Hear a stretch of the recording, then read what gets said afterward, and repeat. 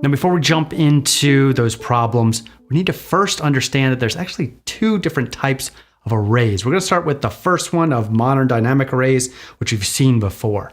And with this, what we can do is using a formula, we can specify a range to identify, and then whenever we press enter, B2 to B5, it's going to actually fill in with all these. We can see that it's modern or dynamic because it has this shadow around the edge. If I select any of the other ones, and not the core one, where this one's actually highlighted, whenever I select the other ones, these are grayed out. Taking this a step further with array multiplication, we can actually go in and multiply this column 1 of A2 to A5 and multiply it times B2 to B5. Anyway, in this sequence, you can see that it goes down. 1 times 1 is 1, whereas 4 times 4 is, well, 16. Anyway, that's modern dynamic arrays. Classical arrays, let's say we want to do the same thing in this case. Well, we're going to have to go about it a little bit differently. We need to select all the cells that we want to fill in first. Is a very key concept to get right first. Then from there, we can start entering our formula. So I put in equal. In this case, we want to do the same array multiplication. I'll take A2 to A5 times it times B2 to B5. Now, whenever I am done with this and I want to actually execute this, I don't just press enter. I have to press Control Shift Enter. And then it fills in the array. Notice it's not grayed out around the edges like this has a shadow. This one does not do that. And all of the different formulas are now filled in below this. And you'll notice that there's a curly bracket around this. This was used prior to around 2020. And so you may come into contact with Excel spreadsheets that have this. And if you don't know about it, if you come into here and say you want to like mess with this formula and you press enter, you're going to get an error message.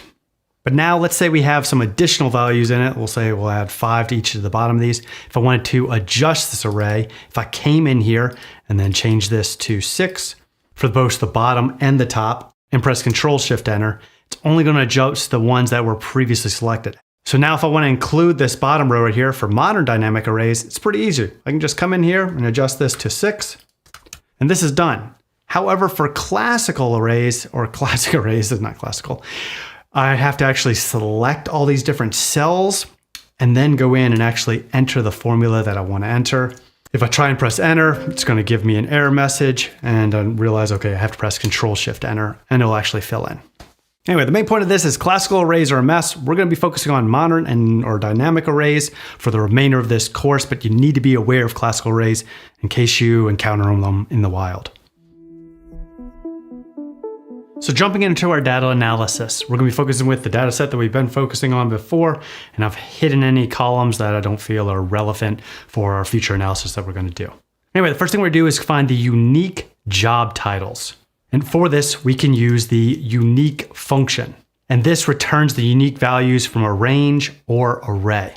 So the first thing we need to do is actually put in the array itself. I don't want to actually select this column A because I don't want this job title short to appear. So I'm going to select A2 and then press Control Shift down to select all the way to the bottom. I'm going to close this parentheses and we have all the different unique titles in there. Now I want to get the sorted job titles out of this. So what'd you guess? We're going to use the sort function. And for this, all we really need to do is specify the array. Now, if you notice from this one, whenever I went ahead and selected it, it specifies that R2 pound. And that basically says that, hey, there's an array, basically formula, inside of R2. We want to extract all the contents of that using R2 pound. And so that's going to work to be able to provide us all those values. And then it's going to sort it. In this case, we have it sorted in alphabetical order. One thing I haven't called out both times is these are, once again, dynamic or modern arrays. You can see that gray box around each of these.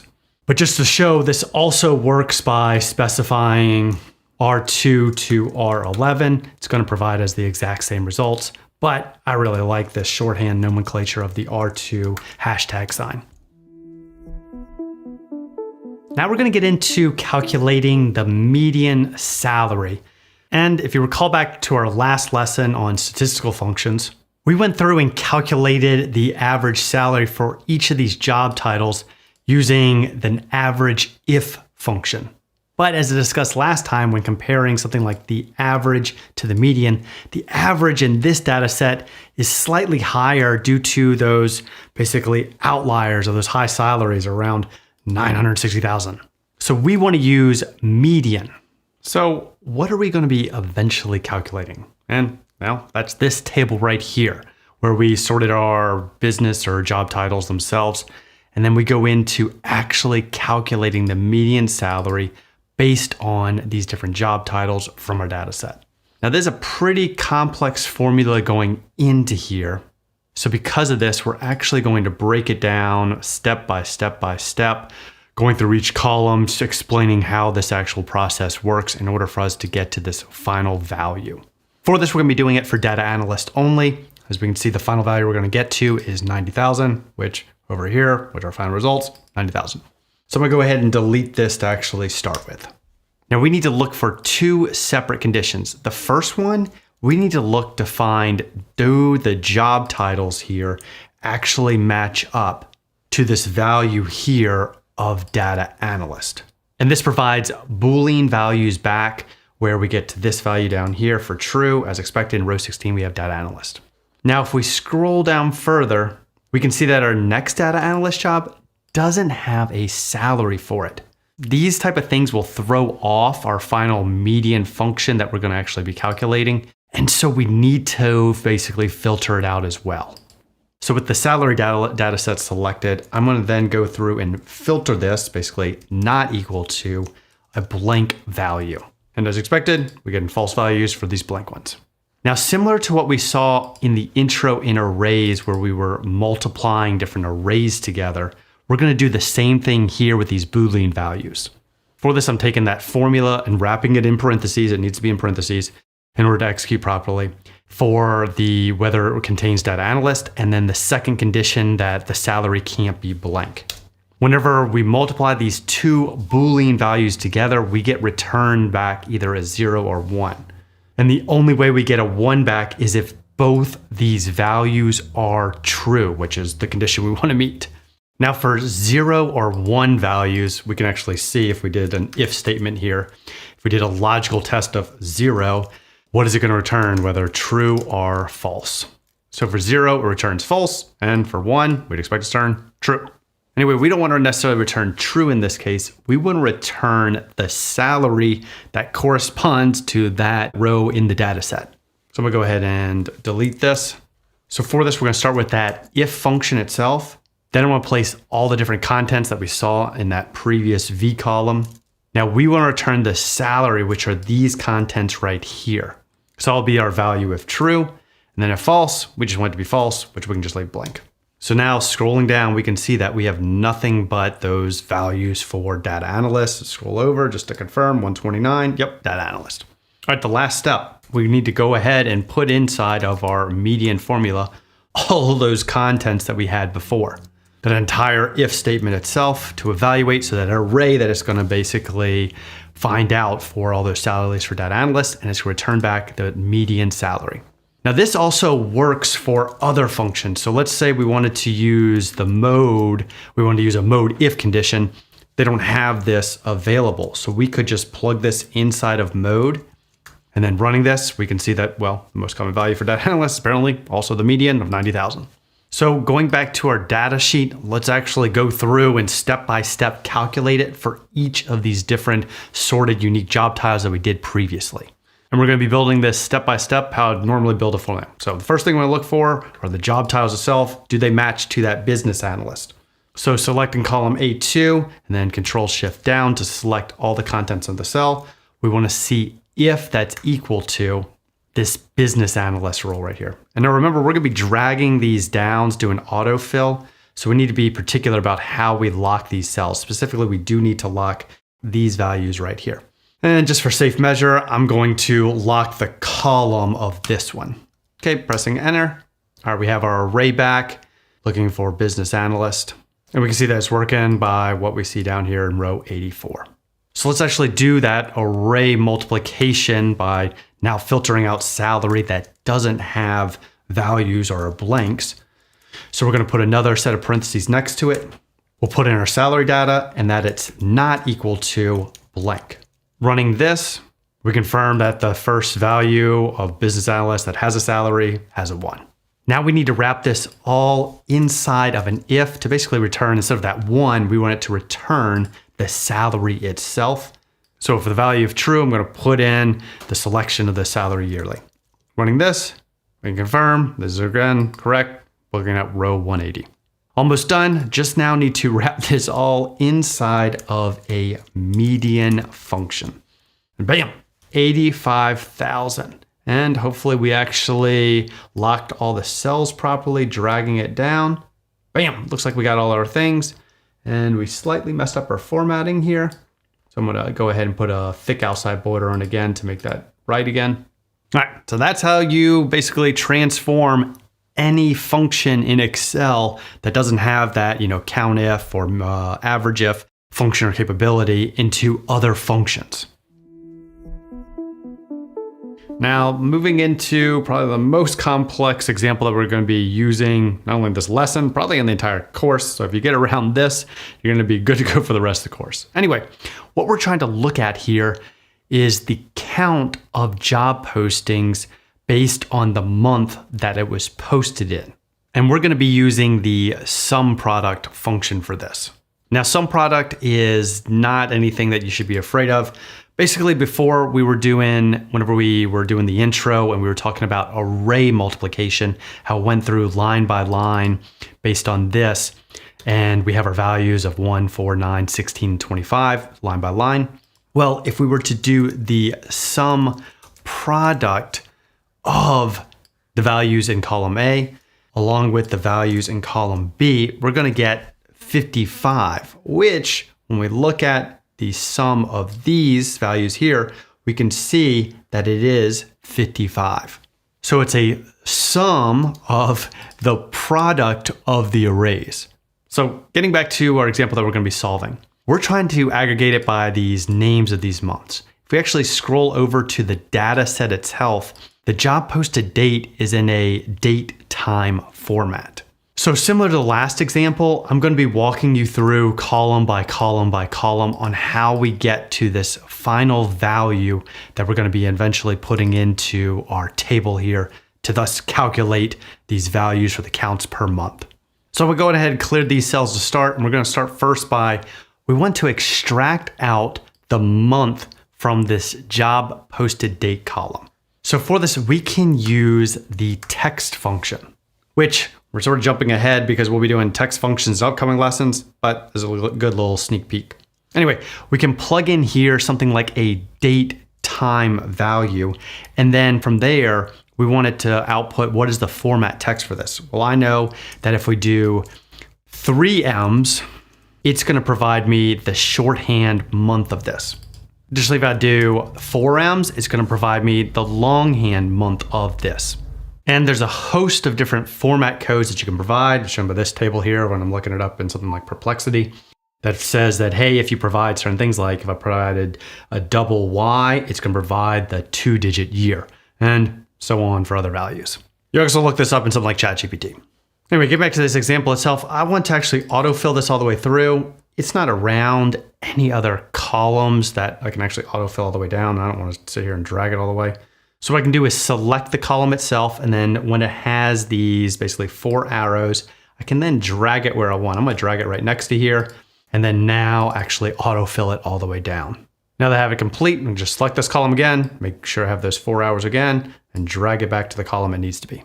Now, seeing what you did here, you're probably like, Luke, can't you use something like a COUNTIF in order to calculate the months now using this? And you'd be correct with that. Remember, call back for the COUNTIFS. We can provide a criteria range. In this case, we're going to provide it column V. And then for the criteria itself, we'll provide the actual month. And then actually dragging and dropping this all the way down. Once again, my formatting got messed up. So I'm going to put that thick outside border back on there. Anyway, these values here for what we're actually going to get finally are the same. And so you really could stop this lesson right here. And if you want to do this of creating a new column and then just using COUNTIFS, you can do that. But this is a lesson on arrays. So we're going to get more complex with this in order to how to use the arrays in order to actually calculate this without having to create these extra columns. So I'm going to go ahead and hide this because we're not going to use it. So before we can actually sum it up, we need to get an array of all the values that we'll say equal to January. So we'll start by creating that text function. It's gonna be slightly different before because we're gonna be making it out of array. We want to actually select all the values from H2 all the way down to the bottom. We want to then go ahead and lock it. We want it to be evaluating for that long month name, so 4 lowercase m's. And when I want to check if it's equal to, in our case, we're looking for January, we'll look up here at this U2 or U1. I got a typo up there, update that to U1. Anyway, we now have, okay, this value is true right here, and we can tell from row 11 that this is in January, it is true, so it's working out just fine. So now if I tried to actually run a sum product, which is what we're finally trying to do, on all the contents of this array itself, we'll do W2 hashtag, we're gonna get back 0 because this isn't in the format that we want. We actually need to convert this. Unfortunately, although it is on the back end as 0 and 1s, the actual functions themselves can't actually calculate it. So we can do this by basically converting it. And the first thing we can do actually is just, we'll put one negative sign, and then I'll put in that W2 hashtag. And what this does is it negates the Boolean values. So basically, true, which is normally a 1, it negates it and makes it -1. 0, a -0 is negative. Anyway, we need to actually apply 2 negative signs because we don't want it to be -1, we want it to be +1. So doing this one more time, we now have +1s in there. So now we are using sum product because sum product I feel are better with arrays, but we could use, in this case where it's a single array, we could use actual just sum itself. I did want to show that. And we get that value of 3102, which correlates to what I expect is the value. But we're going to use sum product because, as you'll find out in future lessons, we're actually going to be modifying it even further, what's inside of here. And so we need this sum product in order to do those. Anyway, we get the same value of 3,102. So going back to our data tab, let's actually calculate this fully for all of these different values, walking through it step by step as we do previously. We're going to start with our text function, and we want to look at that job posted date column. And we'll go ahead and lock all those cells. It's very important for this. We'll be dragging and dropping that down. And remember, for the format text of this, we want it to be 4 lowercase m's. And in this, we're checking whether it's equal to this value here of V2, which is January. And I'm gonna go ahead and actually lock just that column. Pressing enter to make sure it goes correctly. Yep, we got true value here for our row 15 value. The first thing we wanna do is do that double negation, which we need to actually wrap these in this whole formula itself in parentheses in order to get our 0 and 1 values. And then finally, we're going to wrap this all once again in sum product. Putting that closing parentheses on there, pressing enter, get 3102, and then doing autofill all the way down, we have all our values. Once again, formatting's messed up. I'm going to put that thick outside border. Now, the other reason why we're using sum product in this case is because in older versions of Excel, before we had these modern dynamic arrays, sum is not going to be able to work over arrays, and you actually have to use sum product. So this allows us also to have a safe way to calculate using arrays and then give it to people that may be archaic and have older versions of Excel. All right, it's your turn now to jump into some practice problems to get more familiar with working with arrays inside of formulas. In the next lesson, we're going to be getting into probably, I think, one of the most funnest types of functions, lookup functions like VLOOKUP and XLOOKUP and things like that, which are super helpful for data analysis. All right, with that, I'll see you in the next one. Lookup functions are one of the most, I'd say, funnest functions whenever you're learning to be a freak in the sheets. Specifically, we're going to be focusing on 3 different lookup functions: VLOOKUP, HLOOKUP, and XLOOKUP. V and VLOOKUP stands for vertical, H and HLOOKUP stands for horizontal, and X and XLOOKUP just, they want to be different. In order to learn about these functions, we're going to be performing some data analysis. And if you recall back from our math and statistical functions lessons, we found out what the median, min, and max salaries were.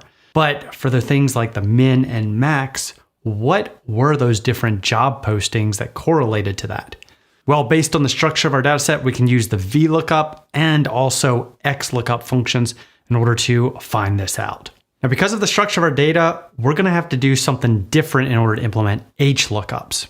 And for this, we're going to be able to get out or extract out horizontal type data. We're going to basically transpose it into a vertical format using HLOOKUP. But if there's anything you remember from this lesson, it's that of XLOOKUP. This one is the most dynamic and flexible in how it can be used. And we're going to be doing in the final example using this in order to bucket our salary data set, allowing us to categorize it into different ranges and whether it has data or not, all using XLOOKUP. For this, we can start using the lookup functions workbook. We have two main tabs in this, data and data_2. The data one's where we're going to start in first for this section on VLOOKUPs.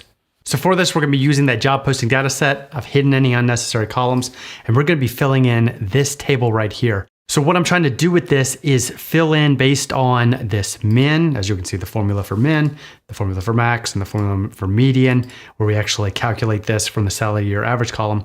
We want to then extract out, based on these values, the company name, a job title associated with it, and then the country associated with it.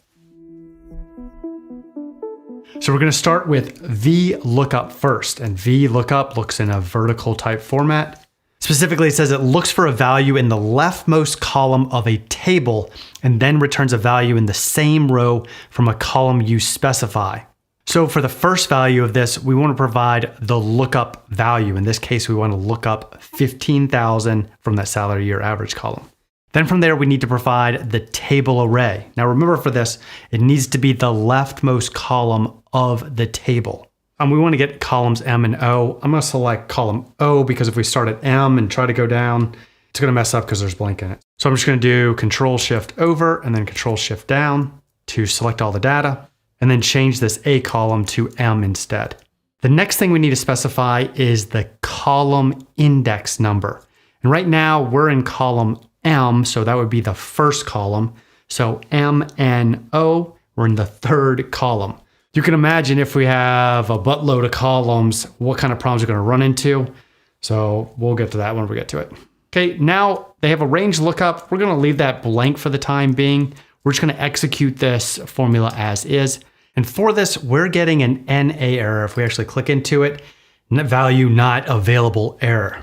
And why is that? Well, if we actually go back to that VLOOKUP function and the definition that it provides for it, the last statement is, by default, the table must be sorted in ascending order. Right now, our salary values are not sorted, so it's having issues going through and actually finding that 15,000 because it's unsorted. Anyway, we're not going to actually sort that table. That's going to be too much work.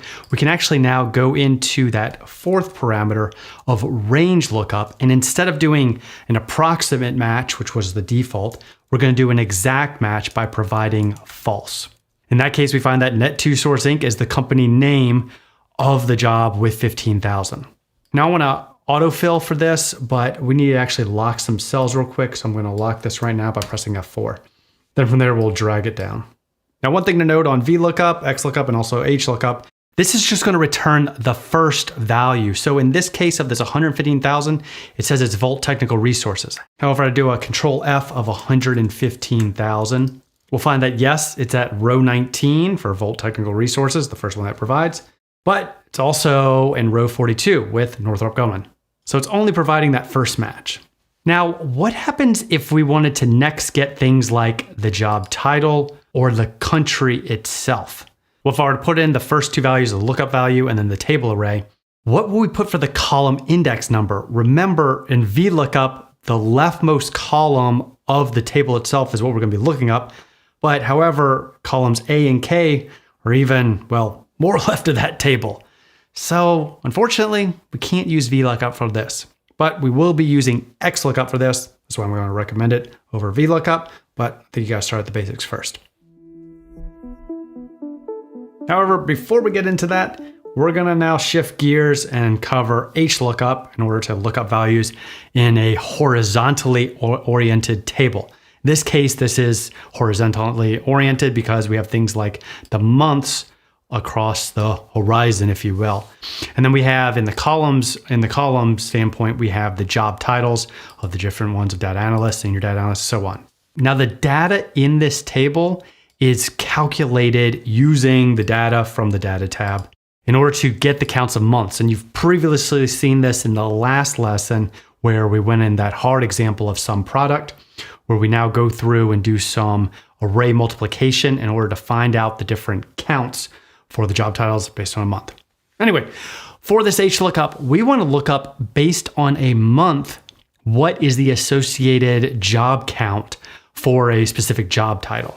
So let's say we want to just look at that May column. Well, we can put in HLOOKUP, and this looks for a value in the top row of a table or array of values and returns the value in the same column from a row you specify. So only selects from that top row. For this, we provide a lookup value. In this case, let's say we're looking up January.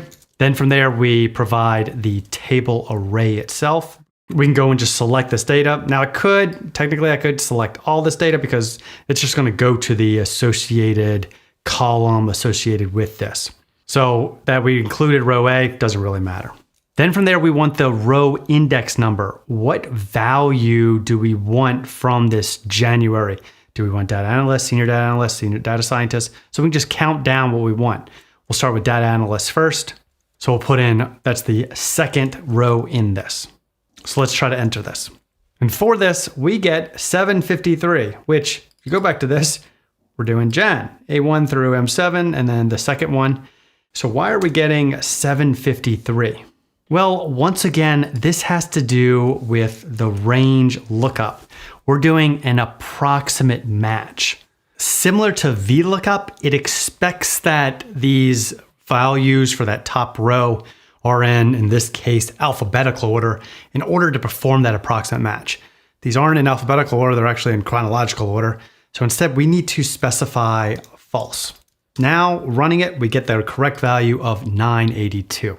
Now, we can also apply this to a situation where maybe we want to transpose these values into this new table that we have here on month and count.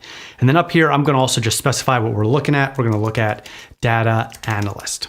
Now, with our HLOOKUP, we're going to be providing that lookup value, the table array, and then the row index number. Say if we wanted to go in here instead of data analyst, we wanted to look at data engineer instead. How can we get this to update? Well, we can use another function for this. Specifically, we can use the match function for this. And this returns the relative position of an item in an array that matches a specified value in a specified order. So in this case, I want to look up data engineers in the array from A2 to A7. It's providing me a 1 because it's doing the approximate match again. Once again, they're not in alphabetical order. So I have to specify exact match using 0. Okay, and now I get data engineers in the 5th place. I'm also going to move this column over and make this a little bit bigger. Going back into that HLOOKUP that we're going to use for this. We're going to provide that lookup value, which we want to actually lock by pressing F4. Then we're going to provide the table. Once again, I said you can select that A column if you want or not. We're going to lock all these values as well because we'll be dragging it down. From there, we're providing the row index number, which we've calculated right here in this P based on that match that we're performing. We want to lock this as well. And then as far as the range lookup, well, we want to do exact match. Running this, we get an NA error because I was silly, and the lookup value we want to actually do is for the month of January, not the data engineer actual lookup. Confusing this with HLOOKUP, sorry about that. So we'll put in 03 for this instead, and then running it. And now we're getting back to 236, which is not data engineer's thing. We're 1 off. And this has to do with how we did our match up here, which specified A2 to A7. Basically, we're counting down from the second one where in HLOOKUP, we included all the way up to that first row. So this is just a simple fix by changing this one up here to A1.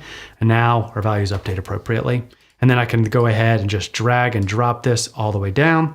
And once again, going to get into some troubleshooting because this is all the same values. And that's because I fully locked this actual month number. And instead I wanted to press F4 and only lock the column of O. Now, finally, getting to the final answer, we have it. And we can confirm this, that data engineers should have 396 on the December value. That's correct. And now we can do things like this, where I can go in and say, hey, instead, I want to look at data analyst, and it will update for this instead. Now, once again, with HLOOKUP, we run into issues like VLOOKUP if there's values above this top row. I can't really think of any applications that's applicable in this, but it is a limitation. Anyway, this is why we're going to be shifting to the next topic. And that is using XLOOKUP to now, based on these salaries that we were previously trying to identifying a job title and a country associated with it. So what is the definition of XLOOKUP? And this searches a range or an array for a match and returns the corresponding item from a second range or array. By default, an exact match is used. That's pretty awesome considering all the issues we ran into with HLOOKUP and VLOOKUP. Anyway, instead of using a single table, we're going to be using multiple ranges for this. Let's get into it. First, we're going to provide the lookup value, which in this case is 15,000. And then we want to provide the lookup array. So we need to select this entire M column here for what we want to actually look up. But we have these blanks in here, so I'm going to just do a trick of selecting the O column, selecting all the way down. And then from here, I'm going to just go in and actually change these values to M instead. Now we want this to remain the same, so I'm going to press F4 to actually lock this. Now that was our lookup array. Now we want to get into what return array, or where we actually look to see, and that's to the left of this in this job title short column. These arrays have to match up in where where you're selecting them. So in this case, I selected over here in the second row. I need to do the same for the job title. Then from there, pressing Control-Shift down, I select all of them. Once again, I'm going to lock all of these by pressing F4. Now let's close the parentheses and go ahead and execute it. We can see that data engineer is the lowest paid salary with this 15,000. Now we can also add in this default parameter in case you can't find a value. You can put not found. But in our case, we calculated this min, max, and median from our data set. So technically, this isn't really necessary.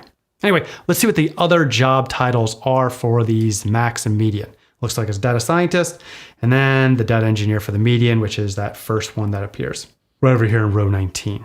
Now doing the same for the country, I'm gonna go ahead and just copy and paste that formula in that we had from the other cell. And I'm gonna just adjust this now to use column K instead of column A for the actual return array.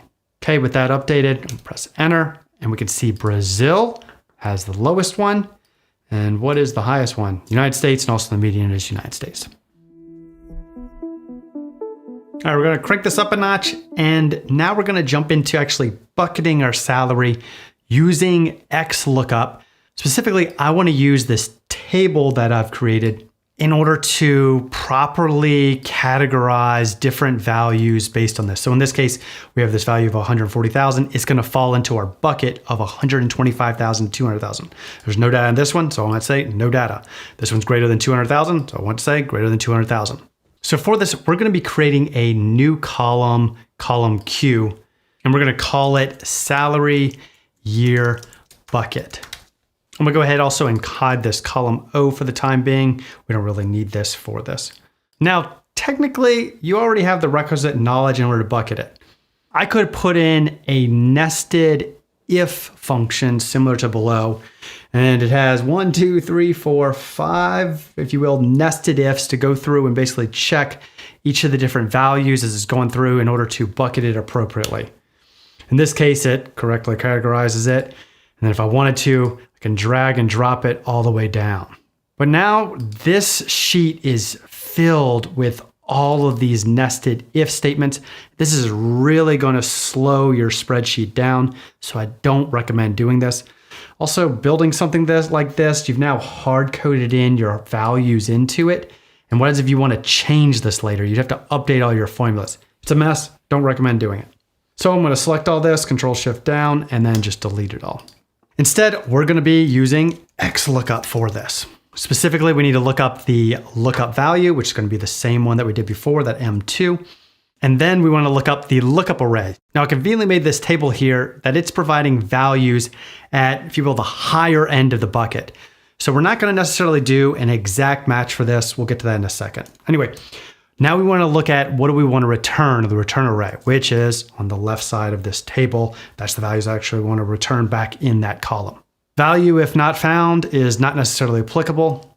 So now getting into how we're actually going to match based on these salary buckets, based on these values highlighted in this T column right here. Well, we need to do not exact match. We need to do exact match or next larger item. And this is the value of 1. Basically, in this case of this 128,050, it's going to look for initially an exact match of 128,050, and it's going to see that nothing's there. So then it's going to look for the next larger item, which is that 200,000. So therefore, it's going to return, as we're going to find out, the 125,000 to 200,000. Now I can try to drag and drop this down, but I'm going to run into errors because I didn't lock my formulas correctly. So I need to go back in, lock that S column with F4 and lock that T column with F4. And then I'm just going to autofill all the way down. And now we have all of our different job postings bucketed into these different salaries. Say instead I wanted to go through and actually change this to be 150K and then match this to 150,000. I'd go do it and it would update it appropriately. I'd also need to update this column as well. But now it all updates and it's in one single location. So this is really the power of using that XLOOKUP over the ifs in order to perform this type of bucketing. All right, and you now got some practice problems to go through and get more familiar with using these different lookup functions.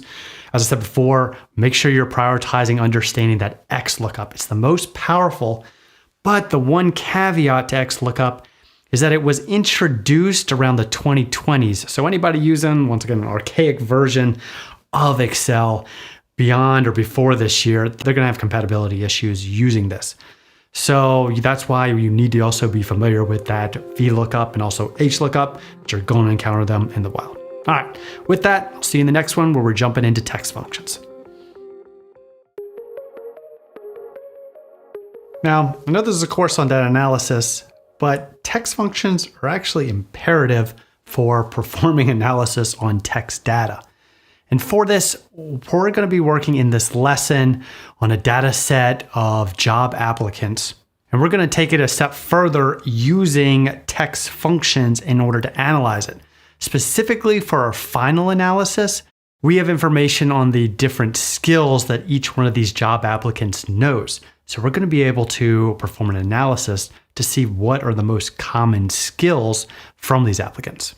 But before we get to that final analysis, we first need to beef up our knowledge. We're going to focus on 3 main areas. The first one is text combination. We're going to be working to combine different columns into a single column. From there, we'll move into the second one of text extraction, being able to, out of a single column, extract multiple values. And finally, in the third one, performing some sort of text search in order to also extract out. In this case, we're going to be extracting out the state name from an address that contains a city, state, and area code. So for this, you can start out by opening up the text functions workbook. And in the data tab, we have this data set, which you haven't seen before. It's only about 20 rows and includes a list of job applicants. Now, we're not using the full data science job posting data set because a lot of the examples we're going to do in this, it would be basically bog down your Excel spreadsheet. So especially how we're going to be implementing these, it's really meant to be used for smaller data sets. You may be like, Luke, what if I have a bigger data set and need to clean up the text? Well, that's where Power Query comes in, which we'll be covering in the advanced chapters. So stick around for that. Anyway, moving into text combination, we want to target these columns right here, F and G. We want to combine them into one line to have a single address. So I'm gonna go ahead and hide this column H for the time being. And we're gonna be putting that full address in column J. And this was pretty simple. All we're gonna do is text join, which concatenates a list or range of text strings using a delimiter. The first thing I need to specify is the delimiter. How am I going to separate that street and the city state? All I want to do is a space, so I'll do that, enclosing it in double quotes. Next is ignore empty. Basically, if there was an empty cell in here, it would just ignore this and it's not going to input multiple different spaces between it. Just ignore it. So we want to, in that case, we're just going to put in true. The final one is text, and we can specify, you could do text and then comma and then text2. That's really verbose. I don't really like doing that. Instead, I'm just going to select the range of F2 to G2. Now we can see that the address is fully concatenated, and we can drag it on down and it works for all of it. Now the opposite of combo is extraction, which we're going to get into next. And in this case, we're just going to use a single column and extract out multiple values. In this case, we have this full name column. We want to extract out the first name and the last name. We'll go ahead and hide these other columns that we're not using. In this case, we're going to specify the text split. And it says it splits text into rows or columns using delimiters. So we'll first start by specifying the text, which is B2 in this case, and then the column delimiter, which in our case is going to be that space. Once again, we're going to use that double quotes for that space and then end double quotes. And then this is going to be a dynamic array, and it has these two values here. Now dragging this all down, we see that it fills in for all these different names. Now we just split text. There also could be cases where we maybe want to extract out certain amount of values or a certain amount of text from a column. In this case, we also have our application ID number, which is a combination of letters and numbers. But as you can see from this, there's some values in here that are actually repeating. Sometimes we want to refer to this, the shorthand of this, and let's say we only want to get the last 3 digits of the applicant ID because we know that's always different. Well, in this case, we can specify the write function, and it returns the specified number of characters from the end of the text string. We specify the text itself, and then the number of characters. In this case, we can just say 3, and it's going to provide back that 548. We could also just change that to include all the text numbers in case this number gets bigger than that, and then go ahead and drag it all the way down. Now, one last one before we get into actually performing that analysis we want to go through and extract out the state from this city, state, and zip. And as you notice from all of these, they have a common format in that the city has a comma and then the state starts and then there's another comma following that. So we're going to be using those basically delimiters, if you will, in order to identify where we should potentially extract out this state value from, or this state, these two-letter value. So the approach we're going to use for this is, as we go through this, is we're going to find the location first of that first comma and space before this. The next we'll find where it actually ends. And then finally, using those values, we'll actually extract out, using the mid function, that state abbreviation. So the first thing we need to do is find that comma, and this returns the starting position of one text string within another text string. So in this, I'm going to specify that the find text we're going to be looking for is the comma itself. And we're going to be looking at within text, obviously, G2.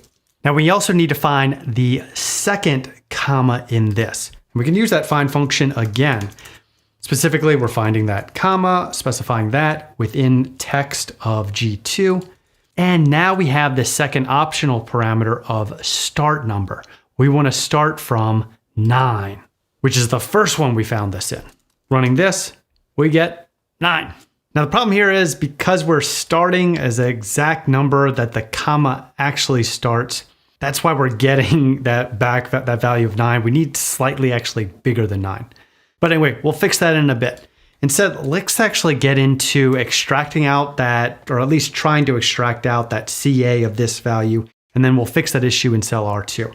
So for this, we're going to be using the mid function, which, similar to that write function, returns the characters from the middle of a text string, given a starting position and length. So in this case, we want to extract out G2, and we're provided the start number of, well, what's available in Q2, and the number of characters. And for right now, we'll just put in, we know we want to extract out 2, so we're going to put in 2. Now we're running into issues. We're only getting back a comma, if you will. And if we actually make this longer to actually zoom in on here, we get comma space CA now when providing 4. And this has to do with right here, this value on the start number isn't correct. This 9 right here is exactly at the comma. We need to actually specify for that start number of where the C is. And these are all 2 spaces over. So I'm going to come in here and I'm just going to modify this shortly and add 2 to this. This is also going to fix our previous one that we had when finding this of 13, because 13 now has all the way over. And then finally that mid is fixed. We can change this now to back to 2. Now, you know me, I don't like hard coding values, something like this 2. And really what we're doing here is we're adding 2 based on the length of the comma and then the space after it. So there's 2 characters in there, 2. This is still that 11 value that we saw before. Similarly, inside of our mid function, I don't like doing this 2 here because states maybe could be more than 2. So I don't want to hold it necessarily to that. So instead, I'm going to do R2 minus Q2, which in our case is going to be 2. And we have California. All right, now we can take all the different values and actually drag it on down. And we get all of our states extracted from this. All right, diving into our final analysis, we're actually combine all of these different functions we just learned about. Specifically with this data set, we have this column H right here, and it's a list of different skills that each one of these job applicants have. We want to combine this and aggregate this in order to analyze the most common skills. For this, we're going to have to walk through 4 different steps in order to get this into our final visualization that we can actually visualize and see here. So I'm going to go ahead and clear all these values so we can get started actually doing this. The first thing I want to do is actually combine all of these values into a single long text string. And we're already having the separator of a comma and space between each skill. So we're going to use that same separator to continue separating this. So using text join, we're going to first specify the delimiter of that comma and a space. It's asking if I want to ignore those hidden or empty cells. I do. And then finally, we need to provide the actual text itself. So we'll go down through and select in our data tab, H2 to H21, going back up into the formula bar, closing this parentheses, and then pressing enter. Looks like I have a slight typo in here. I need to actually put double quotes around both of them. You can't mix double and single quotes. Now we have this super long list that has all of our different skills in it. It looks like it's properly delimited.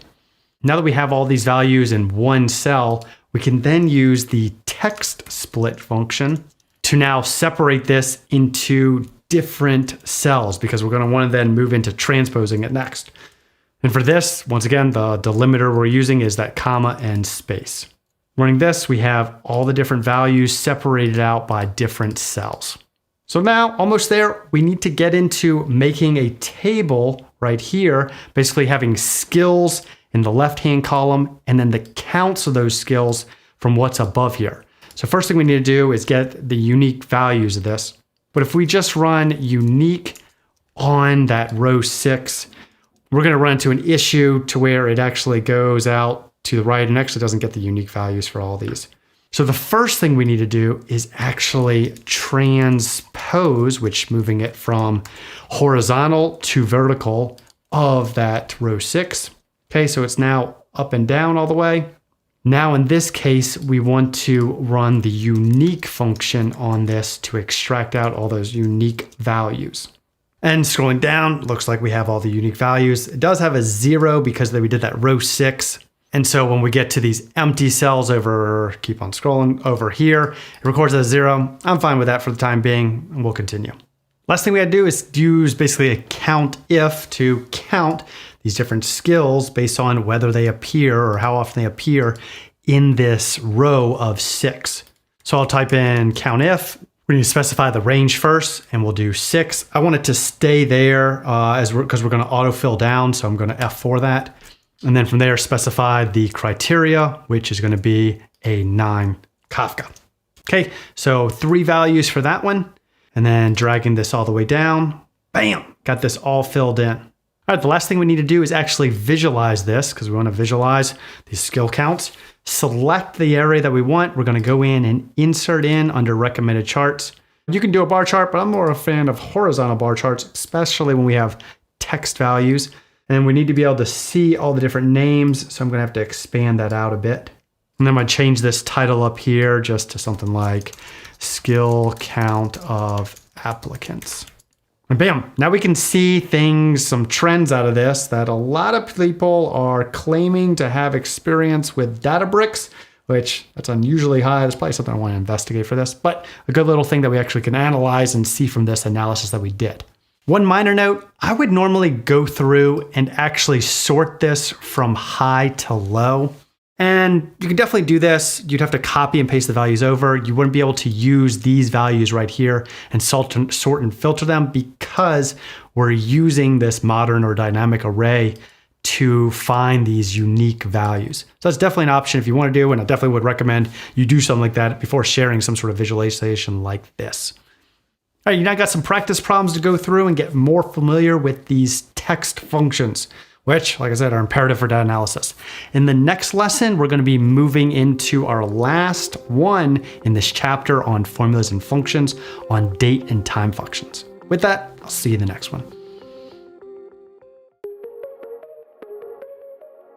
All right, saving the shortest lesson for last. We're going to be focusing on date and time functions. And for this, we're going to be using that same data set from that last lesson, which is about 20 rows of job applicants. Now, similar to text functions, we're not using that full data science job data set that we've been using previously because I find it's not common to really use these date and time functions on a large set of data because it's going to slow down your sheets. So that's why we're using this smaller data set for this. Once again, if we're needed to actually clean up date and time stuff, we're going to use something like Power Query, which we're going to be getting to in the advanced chapter. Anyway, we're going to be focusing on two main types of functions. First up are date functions, which are going to be able to extract out things like month, day, and year. And then from there, we're going to transition into time functions, extracting things out like hour, minutes, and seconds. Finally, we're going to move into that final analysis, looking at what is the time that is most likely for applicants to apply to jobs. For this, we're going to be using the date and time functions workbook. And we'll be working in this data sheet for this, filling in certain values as we go through this. I'm going to go ahead and hide some of these unnecessary columns so we have more space to work with this. Anyway, jumping right in. If we want to calculate what the month is, we have something like the month number. Putting that in, that's D2. Similarly, we can get the day by using something like day. And once again, providing it D2. And then finally, something like year, we can provide D2, we get 2023. Now, if I wanted to only extract out of this date time, if I were to use this date function, it returns the number that represents the date in Microsoft Excel. Okay, date time code, got it. We're going to put in the year. So we need to provide the year first, month, and then from there, day. Boom. And analyzing this, we see it is February 14, 2023. One quick refresher on how Excel stores those date time objects. So right now it's in as the number format of date. If I change this back to general, it's going to shift to this number. And if we recall, this stores the values in it. If we start at something like 1, converting it to a short date, we can see that it starts at January 1st, 1900. Now, if you're working with dates before 1900, let's say we put in something like -1. I converted it here to a date. It's going to just provide all these different ampersands here. There's a few different workarounds for that. That's beyond the scope of this course. Main thing to understand is how it's actually stored within Excel. Anyway, I'm going to convert this back up into a date. And for each of these, I want to actually fill in the values all the way down. Bam. All right, close up this home ribbon. All right, next up is today's. Say we needed today's date. Well, I can put in the today function. This actually takes no arguments and will provide us the date. I'm filming this on September the 3rd. Now, the last common function that I find myself using all the time are when I want to calculate the days since something happened. In this case, we want to find out how many days has it been since they have applied to the job. So we can use the date diff function for this. Now, the one thing to note with this as I'm typing it in, There's no, if I type in just date, there's no date diff in there. There's no documentation that Excel natively actually includes for you to use this. So this is like a function you just have to know about. Anyway, it takes 3 parameters, basically the start date that we want to start from, the reference date that we want to basically subtract from this, which is today. We want to actually go ahead and lock this. So I'm going to lock this with F4. And we want to provide this in the format of days, which we provide this text character of D. And this tells us it's been about 567 days since Valentine's Day in 2023. Anyway, updating all these cells for this, we now have this data. Shifting gears into our time functions. As we expect, a lot of these are going to be the same. Hour, we use the hour function. Minute has a function, as well as second. But this doesn't really show seconds, but we can see up here, it is actually included in our data. Similar to the date function for time, we have to provide 3 parameters of hour, minute, and then also second. Drag and drop this all the way down. We can see that, yep, it's correlating correctly. One note for the hour that we previously calculated, this is in military time, or if you're in Europe, you also do it this way. Anyway, I really like this for an analysis purpose, especially when we get into analyzing it. Now, conversely, we can also use for time and also date, you could use the text function, which we previously saw when we were extracting out the month out of date times, by providing a value and then the format text, which we're going to say in this case is just hour, minute, minute. If I wanted that AM, PM format, not that military time format, I can just add in here AM, PM, and it converts it appropriately. Dragging this all down and then filling it in, we get it. Now moving into that final analysis, we want to analyze when are these job postings happening by hour of day. The first thing we need to actually do is get a column here of the hours in a day so we can do some sort of like COUNTIF on it in order to calculate that. So for this, I'm going to use the sequence function, and I went 24 rows with it. Column's going to leave blank, and I want to start at 1. And it's going to fill down from 1 all the way to 24. And now we need to run a COUNTIF, basically for each one of these conditions, run down this list, basically matching to see what is the hour for these things. So I have it hidden, but I'm going to go ahead and break column again for hour. And I'll put in here hour. And unlike last time, I'm actually just going to put the whole range in here, and it's going to provide me back it in a modern array. Now with this, I can actually now use this in the COUNTIF. We want to first provide it a range, which is our modern array. So it's going to do I2 hashtag, and then a criteria for the hour we want to search for. We want to search for that one, A2. From here, we want to fill it all in. And we have some reference errors because we didn't lock our cells. Specifically, we didn't lock this cell right here, this I2. So I'm gonna press F4 on that to actually lock that. Then dragging it all the down, we have it. Okay, our last portion of this is actually visualizing this.